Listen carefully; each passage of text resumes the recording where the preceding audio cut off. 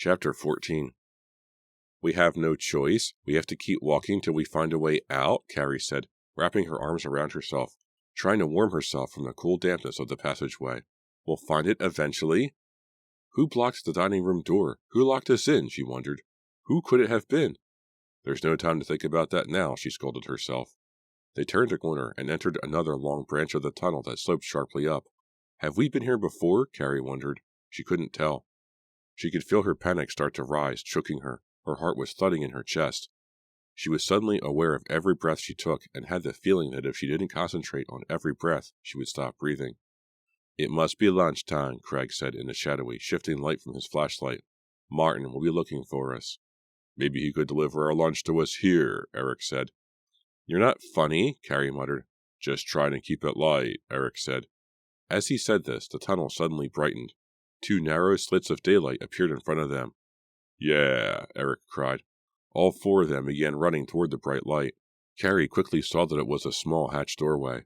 She was the first one to push the door open and scramble out of the tunnel. Blinking in the intense daylight, she had to cup a hand over her eyes to look around.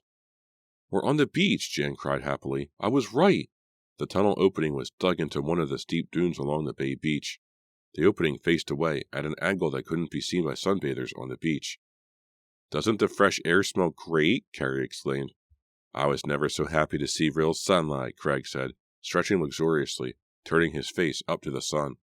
We can't stand out here sunbathing, Eric said. We'd better get back to the hotel. Laughing and joking, they made their way up the beach, crossed the terrace beside the deserted swimming pool, and re-entered through the sliding glass dining room doors. They stopped laughing when they stepped into the dining room and up to the tunnel entrance.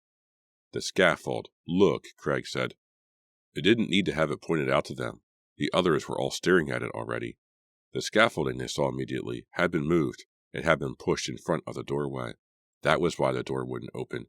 Someone had deliberately trapped them inside the tunnel. The 4 of them spent the afternoon at the beach trying to relax, but they were unable to put the tunnel and the fact that someone had deliberately blocked their exit out of their minds. Who had it been? Edward? Martin?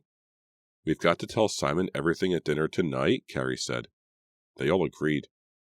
Unfortunately, Simon did not appear at dinner. As Carrie set her chowder bowl to one side and passed a tray of crab meat salad to Eric, seated at the dining room table beside her, Edward limped noisily into the room. He was leaning on his hunting rifle as before, using it as a cane. His face was red, angry red, ringed by his long white hair, which was unruly and unbrushed. He was wearing the same safari jacket Carrie had seen him in during their first encounter. It was open, revealing a pale yellow sport shirt underneath with 2 white buttons missing. Edward, I don't think you've met my friends, Carrie said awkwardly, feeling her face redden. Edward stared at her as if he didn't know her either. Carrie introduced Jan, Eric, and Craig. He scowled at them in greeting and muttered something that Carrie couldn't hear. Then, setting the rifle down on the floor beside him, he took Simon's usual seat at the head of the table and began to slurp up his bowl of clam chowder noisily, rapidly, without glancing up once.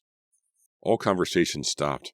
Everyone just stared at Edward, who finished his chowder in less than a minute and, still scowling angrily, pulled his salad plate closer and began gobbling up chunks of salad. Is Simon coming to dinner? Carrie finally managed to ask, breaking the uncomfortable silence.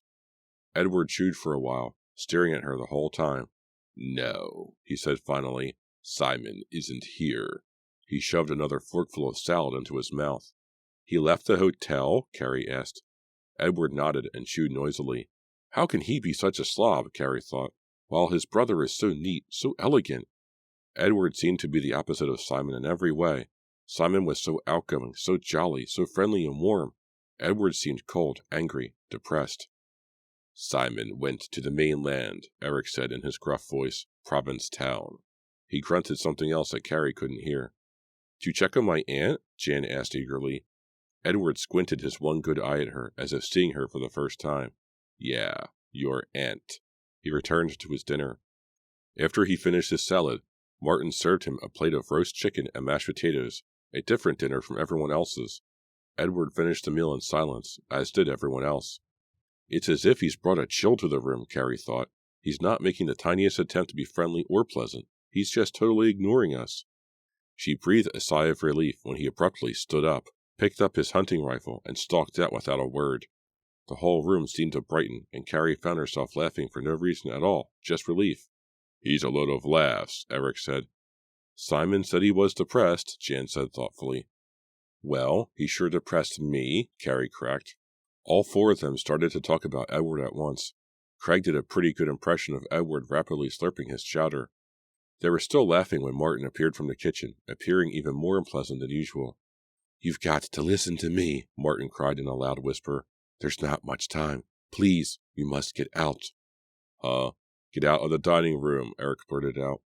All four of them were confused by Martin's statement. "You don't understand," Martin said, still whispering. He started to say something else, but stopped. His eyes grew wide as he stared at the doorway. Carrie turned to see Edward leaning on his rifle, moving quickly back into the dining room. "Making a speech, Martin," Edward said, more of a growl than a question. Martin seemed to shrivel up. He hunched his shoulders. His face seemed to disappear into his jacket. "No, sir."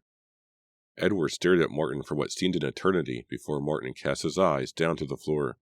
Finally, Edward broke the tense silence. "Perhaps you should return to your kitchen duties and stop disturbing Simon's guests," he said coldly. He shifted his weight, leaning down hard against the stock of the hunting rifle. "Yes, sir." Martin turned quickly and scurried off to the kitchen like a frightened mouse. A pleased smile crossed Edward's face, but only briefly. It was the first time Carrie had seen him smile. He really enjoyed frightening Martin, Carrie thought. And why is Martin so scared of Edward? It seemed to Carrie that Martin was as hard and cold as Edward. He didn't seem to be the type to play the humble servant and cower like a wimp at his master's stern glance. But Martin had definitely cowered, and he had scampered away very frightened. I wish Simon was here, Carrie thought, checking out Eric beside her. He seemed to be thinking the same thing. Edward's satisfied smile lasted only a brief second. Then his face fell back into its hard scowl, and without a word to the four teenagers, he headed out of the dining room, the hunting rifle tapping loudly. "This is boring," Carrie groaned. "They've been playing Scrabble in the rec room for over an hour." "What kind of word is dis?" Jan demanded. "You know," Eric said, "I dissed you. Edward really dissed Martin tonight." He laughed. "Give me a break." Jan tossed a handful of letters at Eric, who toppled off the hassock he'd been sitting on. All four of them were tossing letter squares at one another when a tall figure appeared in the doorway. "What a remarkable Scrabble game," Simon said, chuckling. He stepped into the center of the room. He was dressed in white, as usual, a white long-sleeve pullover and white linen trousers. Carrie and the others stopped their free-for-all. "I've been to Provincetown," Simon told Jan. "Yes, Edward told us," Jan said, her face filling with concern. "Aunt Rose, is she—" "She's fine," Simon said, smiling reassuringly. "I'm terribly sorry. It seems she did call. She spoke to Edward. When he told her what our situation was, Eileen convinced her to go to some kind of spa for a couple of days. I apologize for Edward. My poor brother forgets things these days." "So she's feeling okay?" Jan asked. Yes, as fit as a fiddle," Simon said, and then he added, "I guess that expression really dates me." He made a face. "Anyway, Rose will be here in a couple of days. She's taking the launch from Provincetown on Thursday." "Great," Jan said, obviously very relieved. "It was so nice of you to go to all that trouble." "No trouble," Simon said, raising a hand in protest. "No trouble at all, my dear. I was worried about Rose too, but now there is nothing to worry about." Yes, there are still things to worry about, Carrie thought. There's Martin, and Edward, and that secret tunnel with the weird room, and the ghost. Plenty of things to worry about. "Simon?" Carrie started. She had to ask him. She had to tell him the things they had seen. "Simon?" But he had vanished from the room. "Go away, world. Go away." Jan, her eyes shut tight, her face clenched in a grimace of concentration, sat in her silky green pajamas on the area rug at the foot of her bed. Chanting softly to herself, she leaned forward, her fingertips tracing the circle and star she had chalked on the floor. The room smelled of mothballs. She had opened the window wide to let in the fresh, fragrant air, but now the chirping of crickets and tree frogs, a deafening symphony, was invading her thoughts, spoiling her concentration. Go away, world. Go away. Rolling her fingertips over an ancient symbol, she let herself drift, allowing herself to float away from the chirping insects, the rash of the night wind, away from the damp, musty smells of the old hotel room. She was floating through the darkness now, soft and silent, and still she continued to trace the chalked pentacle, feeling her fingers grow warm, feeling the floor come alive beneath her fingers. floating through the silent darkness, all alone, alone and away. And then suddenly she knew she wasn't alone. She could feel the ghostly presence. She knew it was nearby. She knew it was floating to her. I am drawn to the supernatural because I can sense it all around me. I have spirit power, she thought. Rubbing the pentacle, her hand throbbing with pain, with fire, with life. Come to me, she thought. Come to me. I can sense your presence. I know you're there, spirit. Reveal yourself, she cried aloud. The loud knock on the door startled her to her feet, eyes open, heart thudding, not with fear, but with anticipation. I know you're there. I can feel it. I can sense it. Her hand throbbed, with power. The power coursed through her body, filled her with energy from the spirits all around. Without hesitating, she pulled open the door. Oh! She cried. Chapter 15. Jan wasn't at breakfast the next morning, but that wasn't unusual. She liked to sleep in, skip breakfast, and join them after the work had started. Good news about Jan's aunt, Craig said, helping himself to another plate of scrambled eggs and bacon. Jan was really relieved. Yeah, Carrie agreed uneasily. Eric smiled at her, then moved his eyes past her to the big dining room windows. Not a beach day today, he said, smoothing the front of his Grateful Dead t-shirt with an open hand. Carrie saw that the sky was gray with heavy clouds and pressed all the way to the ground. A steady drizzle came down, the wind bending the grasses on the dune as if a giant foot were stepping on them. Yuck, she said, turning back to her cereal bowl. Well, we'll get a lot of work done, Eric said cheerily. We can probably get all the paper stripped on that side and finish up the molding, too. Anybody up for another tunnel adventure? Craig asked brightly. Eric and Carrie both made disapproving faces and didn't bother to reply. They worked the rest of the morning and didn't break for lunch until 1:30. So, where's Jan? Carrie asked as they washed their hands in the big steel sink in the kitchen. She never sleeps this late? Yeah, you're right, Eric agreed, glancing around as if expecting to see her in the kitchen. She's probably off with Simon or Edward, Craig suggested. We haven't seen either one of them today. Yeah, maybe she and Simon took the dinghy to Provincetown to see Rose, Eric said, drying his hands on the legs of his jeans. I think she would have told us if she was going somewhere, Carrie said. Well, you're not worried about her, are you? Eric asked, his face showing his concern. We could form a search party.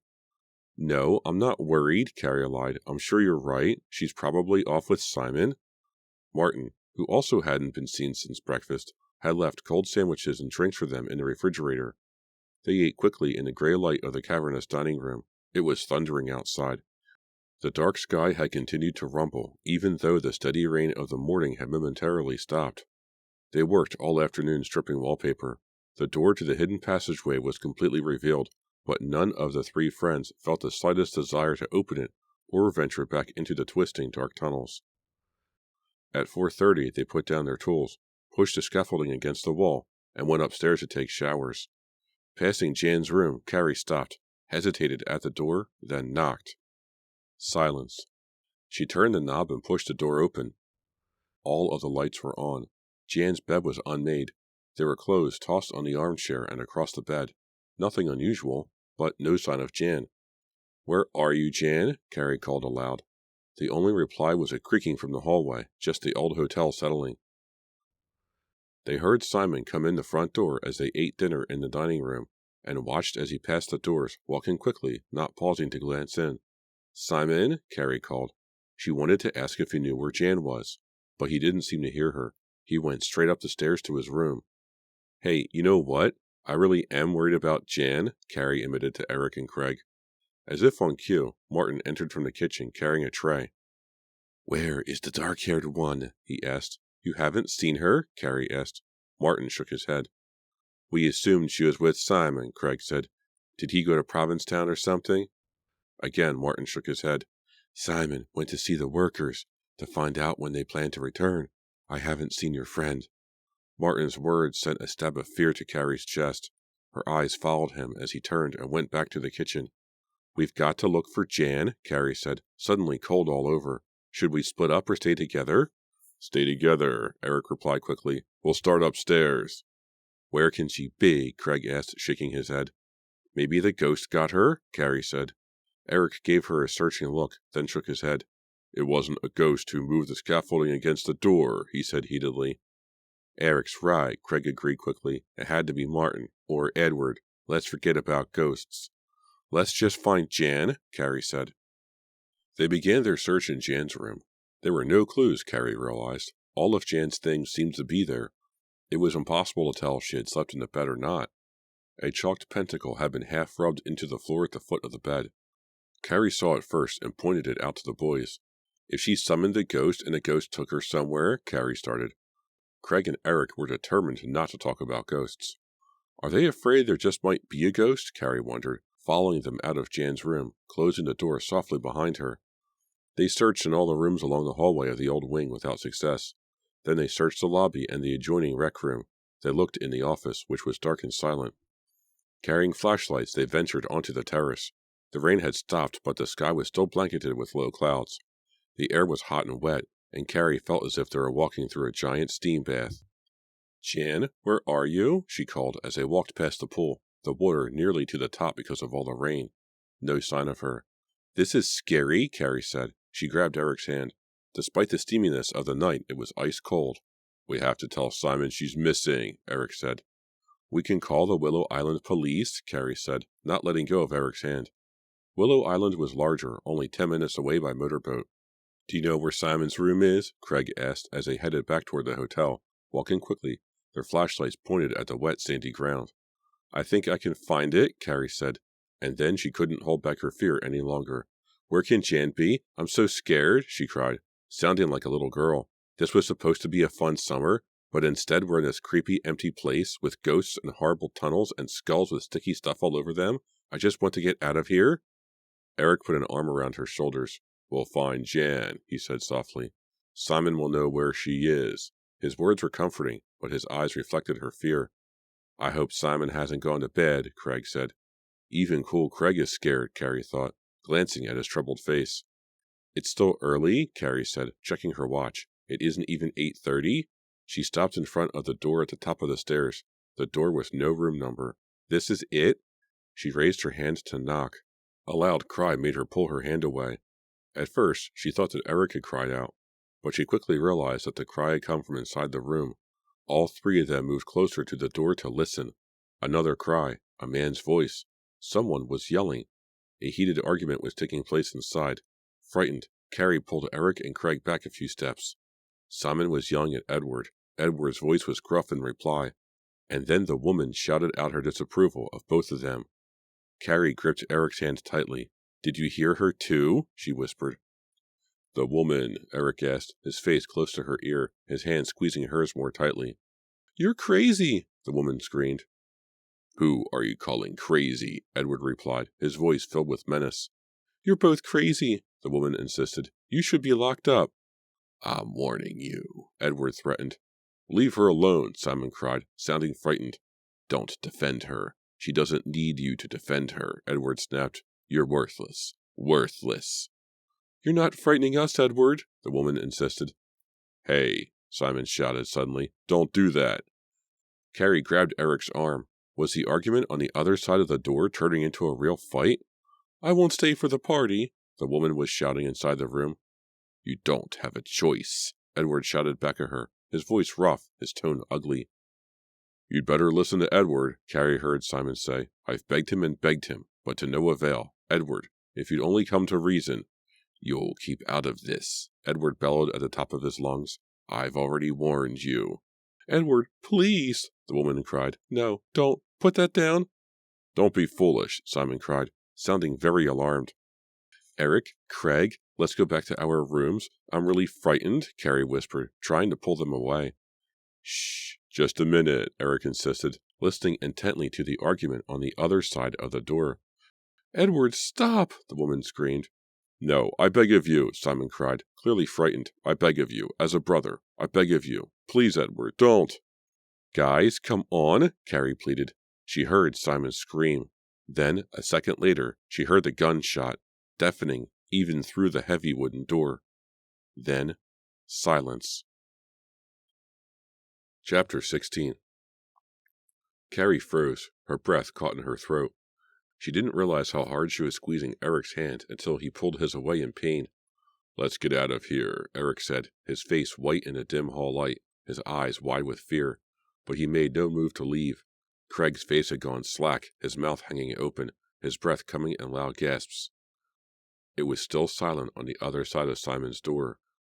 Dead silent.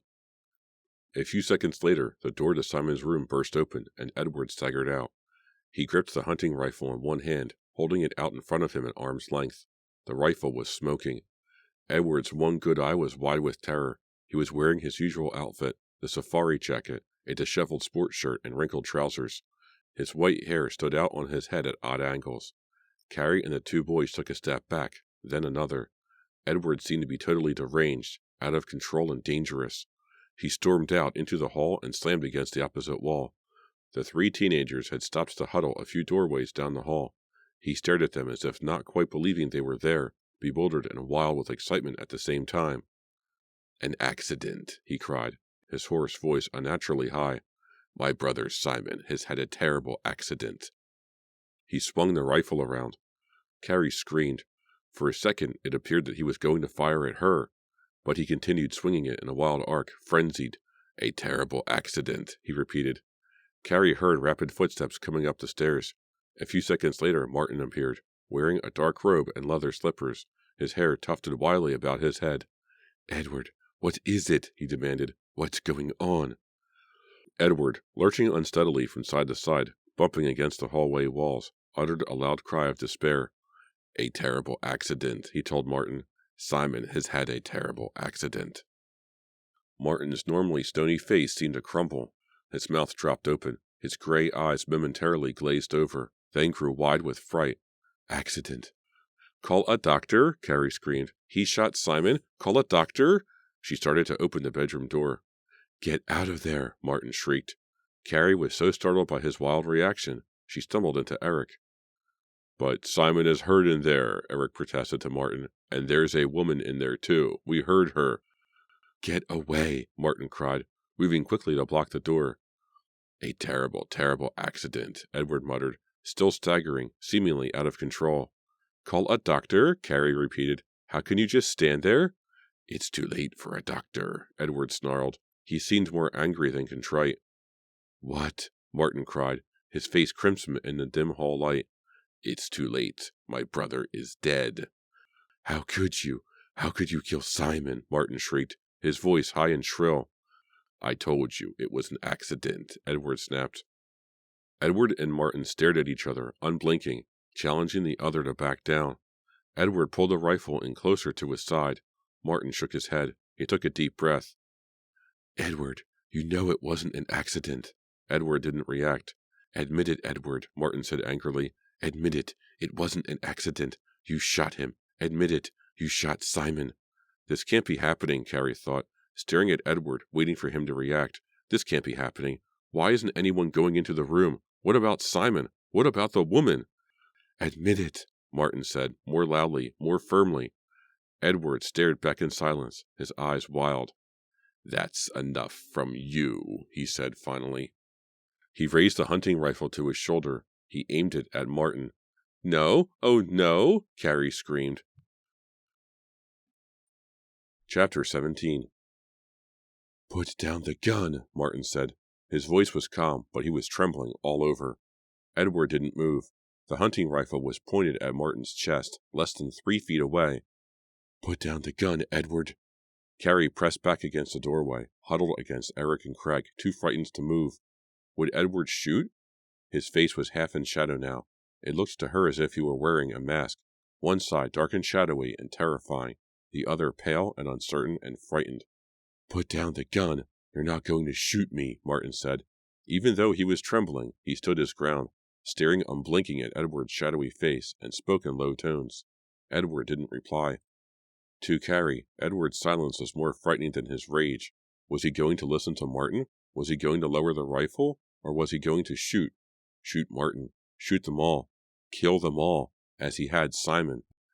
Edward took a step back, disappearing farther into shadows. He slowly lowered the rifle, but raised it again. "Let's go downstairs," Martin said coolly, not moving from his spot in front of the open door. "Let's go downstairs and discuss this, Edward. Let's talk this out, okay? We've always been able to talk before." Will Edward do it? Will he listen? Carrie wondered. She leaned back against Eric and clutched at his hand. She realized he was holding his breath too. She exhaled deeply and closed her eyes for a brief second. "Come on, Edward," Martin said, his voice unsteady. Perspiration ran down his forehead. "You're keeping our guests up. It's very late." "Very late," Edward repeated, his first words in what seemed to carry an eternity. "Let them go back to their rooms.